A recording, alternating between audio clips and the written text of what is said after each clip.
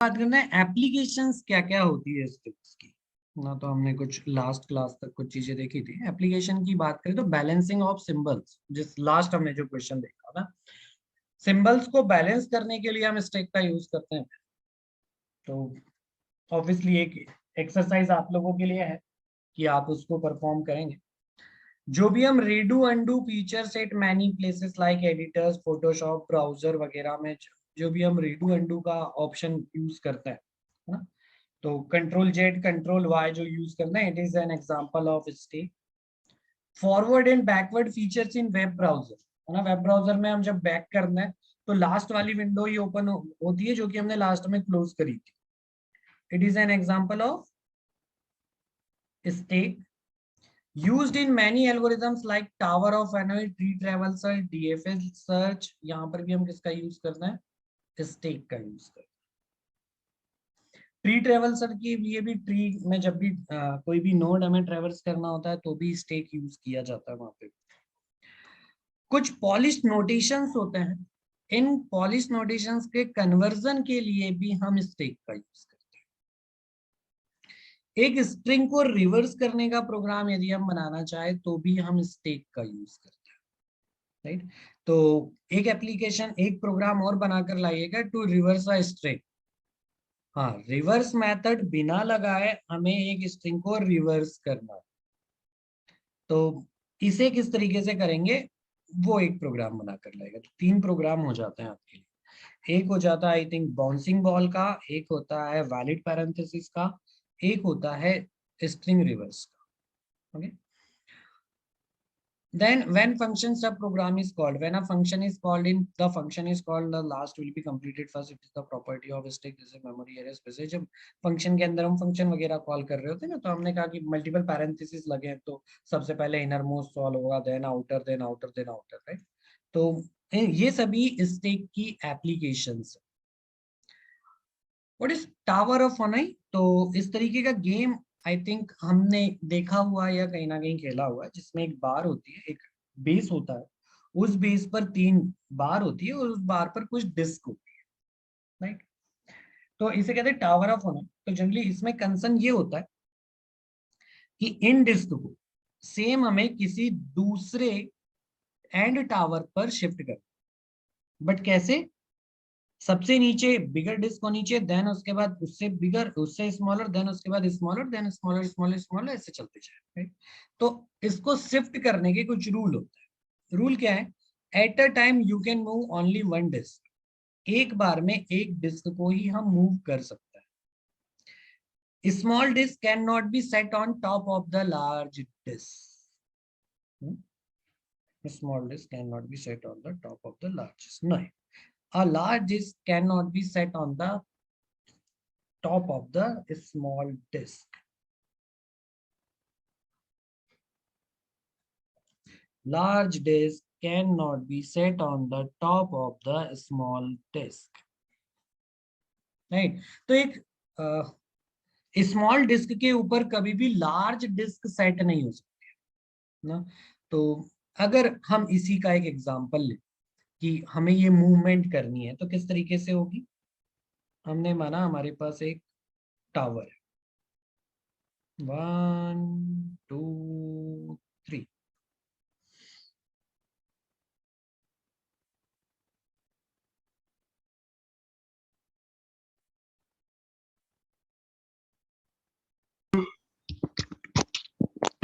ये सबसे बड़ी डिस्क हो गई, देन उसके बाद ये छोटी डिस्क हो गई, और देन उसके बाद ये उससे छोटी डिस्क हो गई। तो इन तीनों को जनरली सेम ऑर्डर में हमें यहाँ शिफ्ट करना, राइट। तो अब क्या होता है ना, इनके नाम हम दे सकते हैं। हमने इसका नाम दे दिया beginning, this is auxiliary, and this is and. Beginning, auxiliary, and and. तो सबसे पहले हमें क्या करना है? तो सबसे पहले एक डिस्क मूव कर, तो बी को मूव करते हैं कहां पर, ई पर रख देते हैं। नहीं, तो बिगिनिंग टू कहां गए हम, एंड गए सबसे पहले। देन उसके बाद beginning to auxiliary,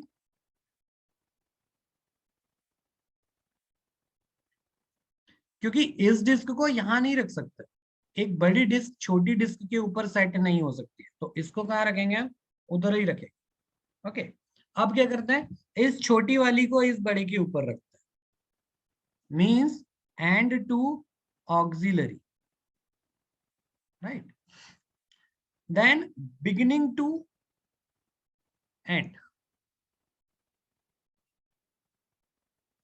okay, then auxiliary to beginning, then auxiliary to end,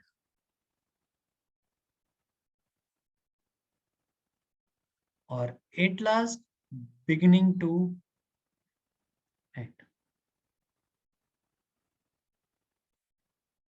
तो सेम जो पैटर्न बिगिनिंग पे था वो एंड पर आ गया, with follow to rules, at a time you can move only one disc, तो हमने एक बार में एक ही डिस्क उठाई, large disc can not be set on top of the small disc, तो वो रूल को भी हमने फॉलो किया, इसका भी बहुत ध्यान रखा है कि एक छोटी डिस्क के ऊपर बड़ी डिस्क कभी नहीं आ सकती, ठीक है। अगर हम यहाँ पर ध्यान से देखें तो हमें, यदि हम चेक करें तो टोटल नंबर ऑफ ट्रांजेक्शन्स कितने हुए हमारे पास,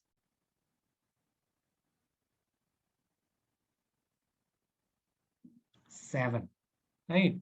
तो नंबर ऑफ ट्रांजेक्शन, ये याद रखिएगा आप लोग, ये लिख कर रख लीजिएगा, टावर ऑफ ओनाई में नंबर ऑफ ट्रांजेक्शन्स का जो फॉर्मूला होता है वो होता है 2 की power n-1, n equals to number of disc. अभी के सिनारियो में हमारे पास 3 डिस्क है, मतलब 2 की पावर 3-1, 2 की पावर 3 माइनस मतलब 8-1 मतलब 7, और ट्रांजेक्शन्स भी कितने लगे हमारे पास, 7 ट्रांजेक्शन्स लगे। तो टावर ऑफ ओनोई में नंबर ऑफ ट्रांजेक्शन्स निकालने का फॉर्मूला होता है 2 की power n-1, n is number of disc. तो जैसे यहाँ पर यदि 4 डिस्क होती तो कितना हो जाता, 16-1, टोटल 15 ट्रांजेक्शन लगेंगे हम, यदि 4 डिस्क होगी तो टोटल 15 ट्रांजेक्शन लगेंगे beginning to end, same type से डिस्क को अरेंज करने के लिए, राइट। तो ये कुछ सेम उसी तरीके से, तो टावर ऑफ ओनाई में नंबर ऑफ ट्रांजेक्शन का फॉर्मूला हो गया 2 की power n-1, n equals to total number of disc, right.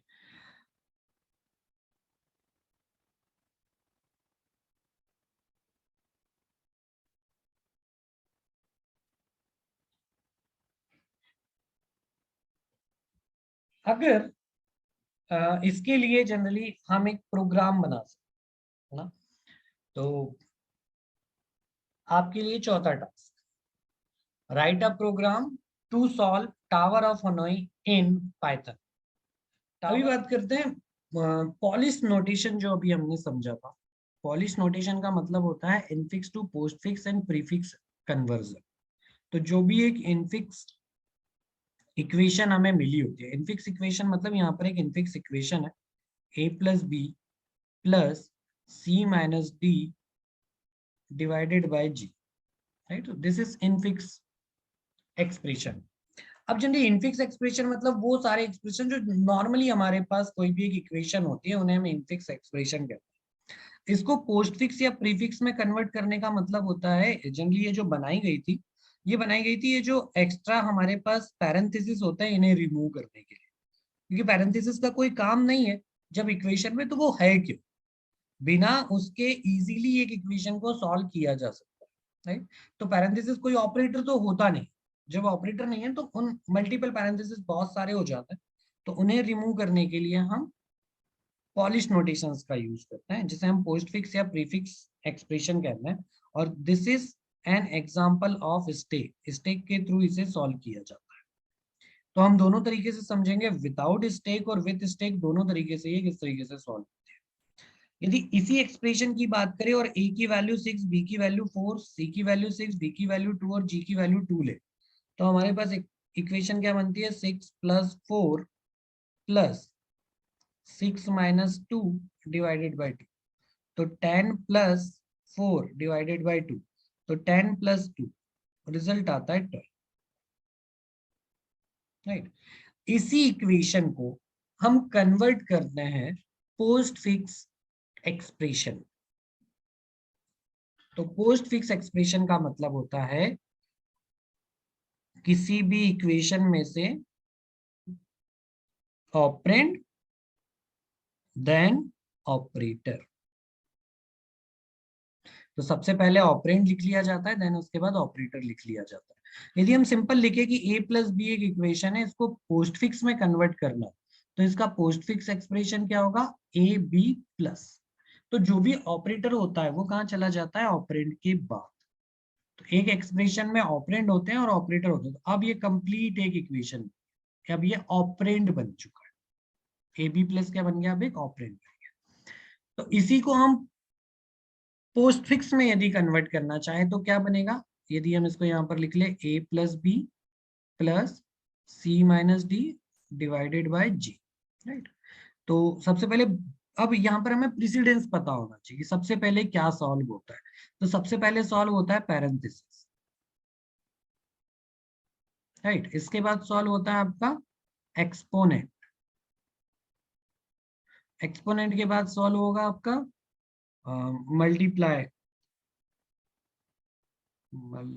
Multiplication या फिर डिवीजन, देन आपका आ जाता है क्या, एडिशन एंड सब्सट्रैक्शन, राइट। तो ये इस तरीके से हमें पता होना चाहिए कि मल्टीप्लिकेशन और डिवीजन की सेम प्रायोरिटी होती है, एडिशन और सब्सट्रैक्शन की सेम प्रायोरिटी होती है। तो a प्लस बी को सॉल्व करते हैं तो क्या आता है, ए बी प्लस, ये अब अपने आप में एक ऑपरेटर पे ऑपरेंड बन गया, प्लस ये क्या बनेगा, C D minus divided by G. अब 3 ऑपरेंड है और 2 ऑपरेटर है, और सबसे ज्यादा हाईएस्ट प्रेसिडेंस किसका है, डिवाइड का। तो क्या सॉल्व होगा, डिवाइड, तो ए बी प्लस, फिर ये जो सी डी माइनस, डिवाइड कहाँ चला जाएगा, ऑपरेंड के बाद, तो सी डी माइनस जी डिवाइड। तो अब एक ऑपरेंड ए बी प्लस और एक और प्लस है ना, ए बी प्लस एक ऑपरेंड है और सी डी माइनस जी डिवाइड एक ऑपरेंड, और बीच में क्या ऑपरेटर है, प्लस। तो क्या बनती है equation, A B plus C D minus G divided plus. तो ये बन गया हमारा पोस्ट फिक्स एक्सप्रेशन, राइट। तो पोस्ट फिक्स में हमेशा ये याद रखना है, ऑपरेंड के बाद ऑपरेटर आता है, और प्रीफिक्स में ऑपरेटर पहले आता है, ऑपरेंड बाद में आता है। तो इसको यदि हम प्रीफिक्स में कन्वर्ट करें तो ये क्या होगा, plus A B plus minus C D divided G, right. तो प्लस ए बी अपनी जगह पर रहेगा अभी, और प्लस भी रहेगा क्योंकि डिवाइड की प्रायोरिटी सबसे ज्यादा है। तो divide minus C D G, then उसके बाद plus plus A B divide minus C D जी,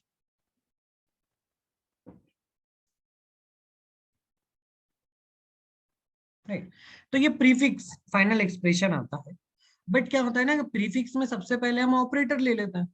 तो कभी भी जब भी प्रीफिक्स का एक फाइनल एक्सप्रेशन आपके पास है तो जस्ट इसको रिवर्स कर दीजिए। तो रिवर्स कर देंगे तो क्या बनेगा, G D C minus slash B A plus, तो दिस इज प्रीफिक्स एक्सप्रेशन।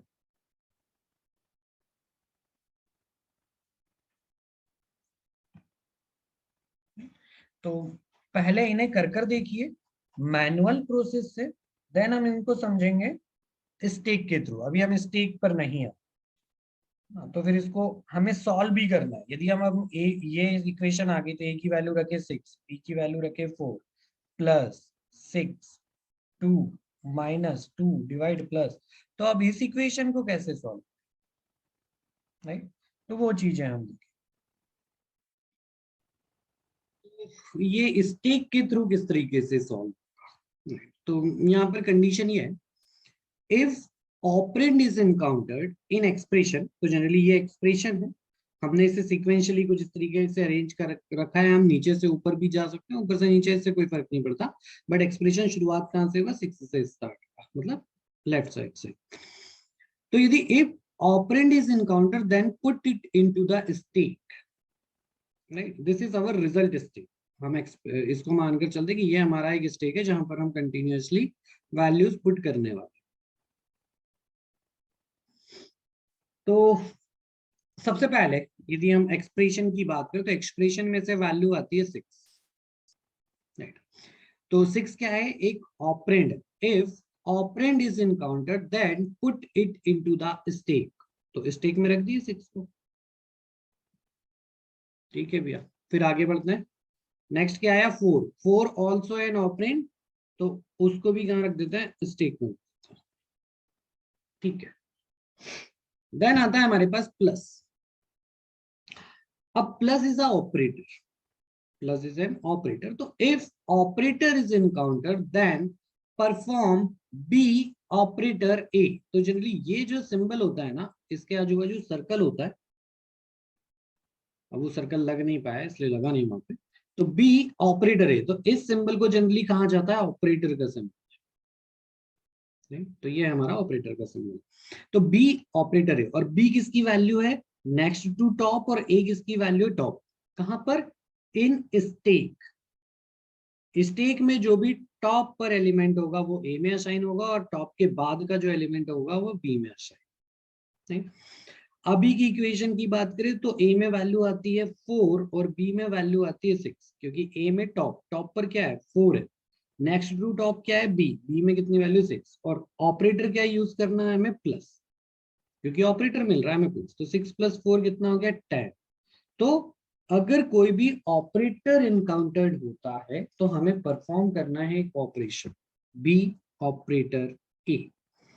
तो A will be top, B will be next to top, और X will be operator. X generally कुछ इस तरीके से होता है। तो 6 + 4 10 होता है, मतलब अब स्टेक में क्या वैल्यू आ गई है 10। यदि एक ऑपरेटर अराइज होता है तो क्या आ जाता है 10 हो जाता है, ठीक है भैया। देन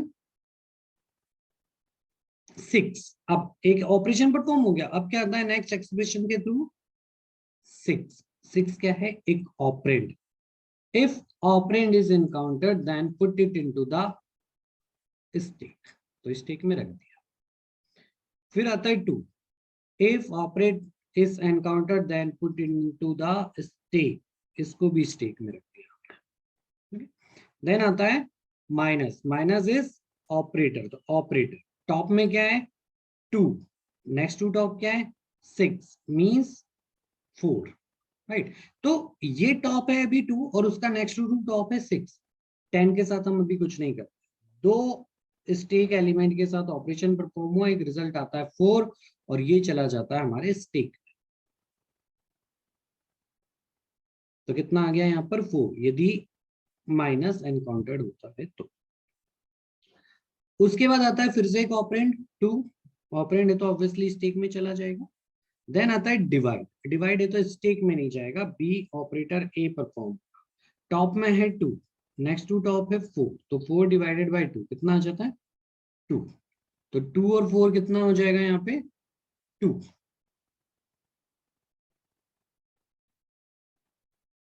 राइट, उसके बाद नेक्स्ट आता है फिर से एक operator plus, top 2 next to top 10 equals to 12, तो स्टेक में आ जाता है हमारे पास 12। इसके बाद अब एक्सप्रेशन में कुछ भी नहीं बचा है, तो फाइनल आउटपुट अपना क्या होगा इस एक्सप्रेशन का 12। और आई थिंक पहले भी हमारे एक्सप्रेशन का आउटपुट कितना आ रहा था 12। तो स्टेक के थ्रू ये कुछ इस तरीके से सॉल्व होगा एक्सप्रेशन।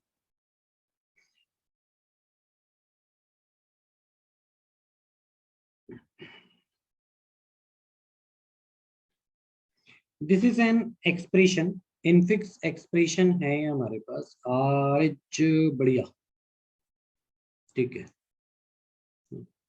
इस इनफिक्स एक्सप्रेशन को यदि पोस्ट फिक्स में हम कन्वर्ट कर ले तो पोस्ट फिक्स में हमारे पास एक एक्सप्रेशन क्या आ जाएगा, सबसे पहले ब्रैकेट सॉल्व होगा, ब्रैकेट में से a minus B D exponent, right, then divided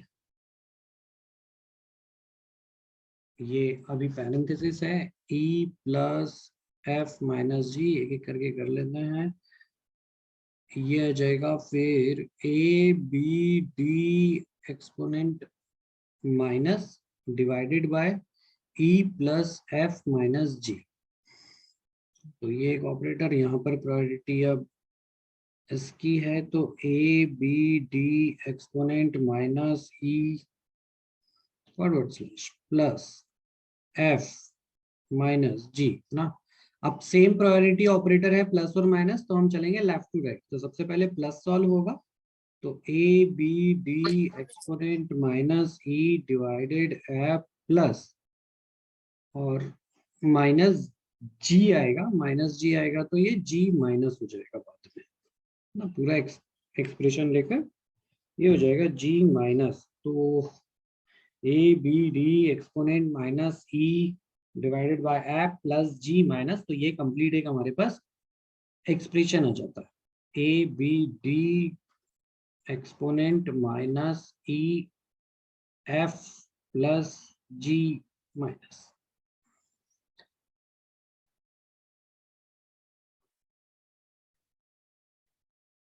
अब इसको यदि हम अभी तक हमने जो प्रोसेस देखी है वो एमसीक्यू क्वेश्चन यदि आपसे पूछा, कभी डायरेक्ट सवाल आपसे पूछा, तो आपके लिए वो है कि आप डायरेक्टली उसे विद इन अ मिनट हम उसे सॉल्व कर ले और इस तरीके से एक्सप्रेशन हम बना। अगर अब कहा गया है कि स्टेक के थ्रू करना है तो कैसे करेंगे?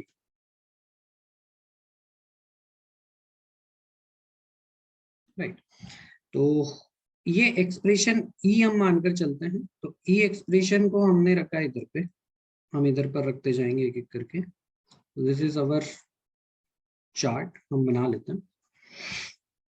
तो दिस इज एक्सप्रेशन ई और ये मानते हैं एक्सप्रेशन पी ना, जो हम लेने वाले हैं, जो एक्चुअल में हमारा लास्ट एक्सप्रेशन बनेगा वो पी में आते जाएगा।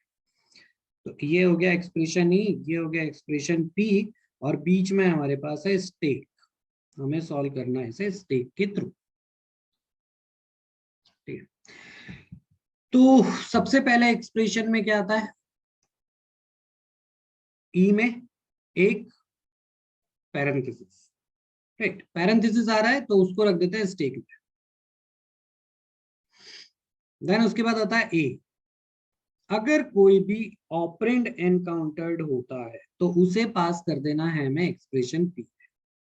तो स्टेक में अभी सिर्फ क्या है? एक पैरेंथेसिस बचा हुआ, तो कोई भी ऑपरेंड आएगा तो उसे एक्सप्रेशन पी में पास कर देंगे। अगर कोई ऑपरेटर आता है तो ऑपरेटर को रखते हैं स्टेक में, तो स्टेक में एक्सप्रेशन की वैल्यू क्या है? पी। फिर क्या आता है? बी, ये माइनस था, फिर क्या गया? बी। अगर बी एक ऑपरेंड है तो ये कहां चला जाएगा? एक्सप्रेशन पी में। फिर आता है एक एक्सपोनेंट, एक्सपोनेंट एक ऑपरेटर है तो इसे रख देते हैं हम स्टेक के अंदर। लेकिन यहाँ पे एक रूल है, तो हम रूल कुछ इस तरीके से लिखते हैं, if operator encountered then put it into, operator है तो स्टेक में रख, ऑपरेंड है तो put into expression P, right. अगर ऑपरेंड है तो एक्सप्रेशन पी में, और यदि ऑपरेटर है तो स्टेक में रख दो। बट यहाँ पे एक और कंडीशन, हायर प्रायोरिटी ऑपरेटर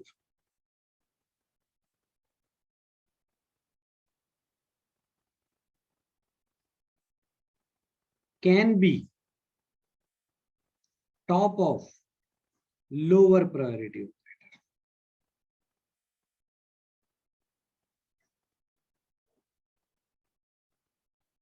तो एक्सपोनेंट की प्रायोरिटी ज्यादा है, माइनस की प्रायोरिटी कम है, तो माइनस के ऊपर डॉलर रह सकता है, कोई दिक्कत नहीं, right.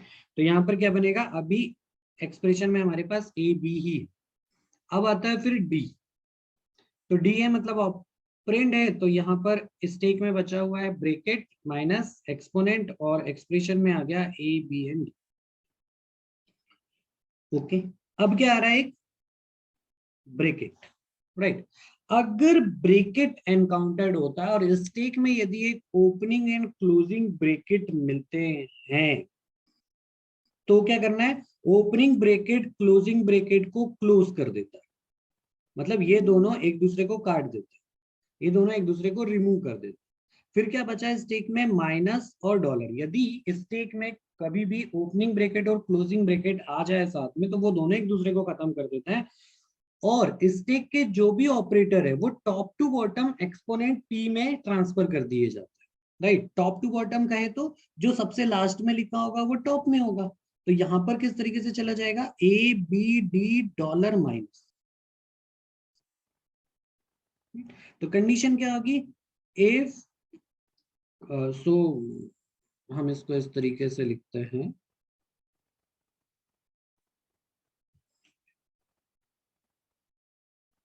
Opening and closing bracket into stack remove themselves, वो खुद को ही क्या करते हैं, रिमूव करते हैं। Then top to bottom operator move into expression P, right. तो टॉप टू बॉटम जो भी ऑपरेटर है वो कहां पर भेज देते हैं, हम एक्सप्रेशन पी में हम भेज देते हैं। अब इसके बाद क्या आ रहा है, ऑपरेटर आ रहा, ऑपरेटर आ रहा मीन्स कहां पर आएगा, वो स्टेक में ही है, तो A B D dollar minus, right. इसके बाद आता है एक ऑपरेंड, ऑपरेंड है मतलब स्टेक में डॉलर स्लैश बचा हुआ है तो यहाँ पर आ जाता है A B D dollar minus E, तो ये ऑपरेंड है तो ये क्या हो गया ई। उसके बाद प्लस, एक क्या है, ऑपरेटर है, यहां पर कौन सा ऑपरेटर है, ऑलरेडी डिवाइड, और डिवाइड के ऊपर क्या आ रहा है, प्लस। बट यदि प्रायोरिटी देखे तो एक लोअर प्रायोरिटी का ऑपरेटर एक हायर प्रायोरिटी के ऑपरेटर के ऊपर आ रहा है, प्लस आता है। और स्टेक में ऑलरेडी क्या है हमारे पास, फॉरवर्ड स्लैश है मतलब डिवाइड है, और डिवाइड के ऊपर प्लस आ रहा है, मतलब क्या है कि डिवाइड एक हायर प्रायोरिटी ऑपरेटर और प्लस एक लोअर प्रायोरिटी ऑपरेटर। तो कभी भी हायर प्रायोरिटी ऑपरेटर के ऊपर लोअर प्रायोरिटी ऑपरेटर नहीं आ सकता। अगर इस तरीके से कंडीशन आती है तो क्या करना है, if lower priority operator on top of higher priority operator, then उस टाइम पर क्या करना है, देन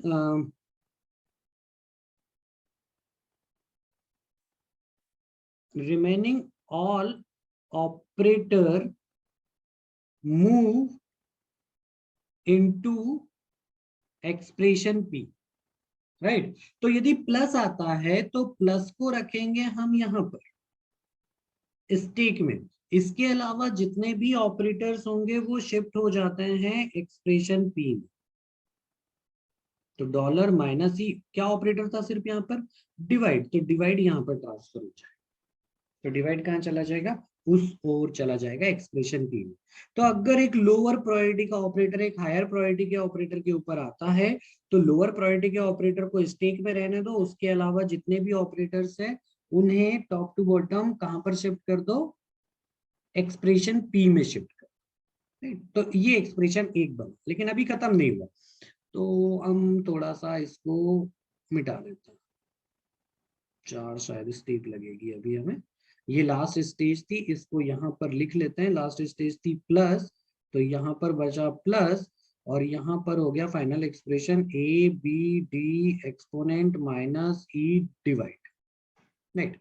अब प्लस के बाद आता है F, F is an operand, operand है मतलब डायरेक्टली कहाँ चला जाएगा, expression P, A B D dollar minus E hyphen F, right. उसके बाद आता है माइनस।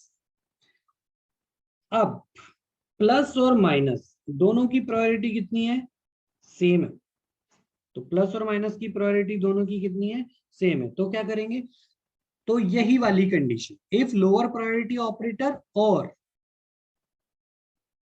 सेम प्रायोरिटी ऑपरेटर अगर स्टेक में आते हैं तो प्लस माइनस सेम हो जाएगा, तो माइनस यहां बचेगा और प्लस कहां चला जाएगा, हमारे स्टेक में चला जाएगा। उसके बाद आता है क्या, जी। जी क्या है हमारे पास, एक ऑपरेंड। तो ऑपरेंड है तो क्या होगा, A B D dollar minus E slash F plus G, right.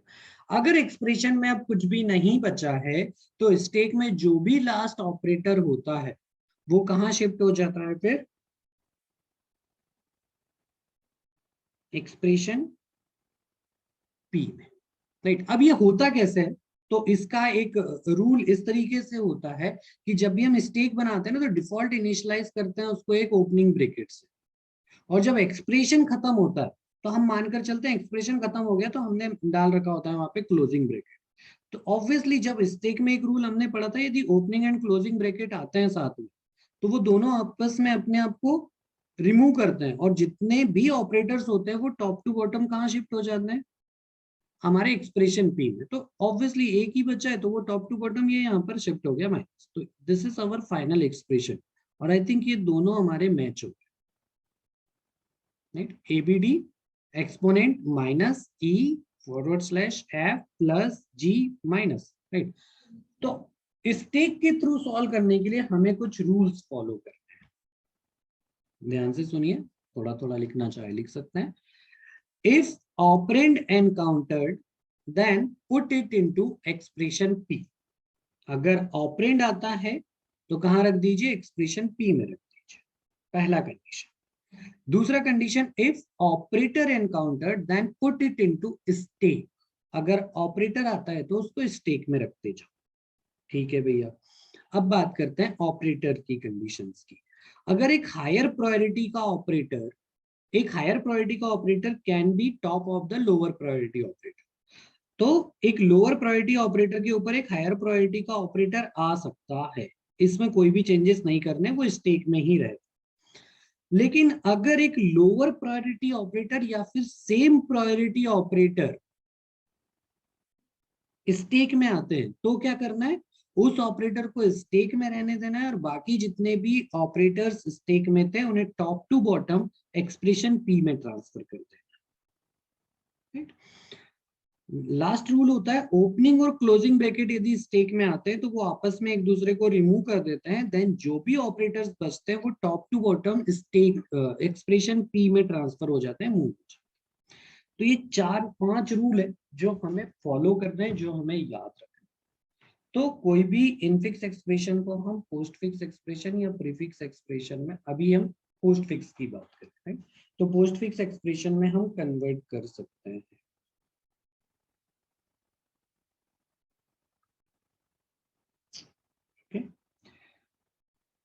तो चलो एक एक्सप्रेशन है आपके लिए, इसको लिखिए और कल करिएगा।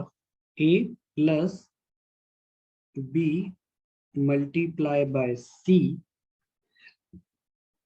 Plus D divided by E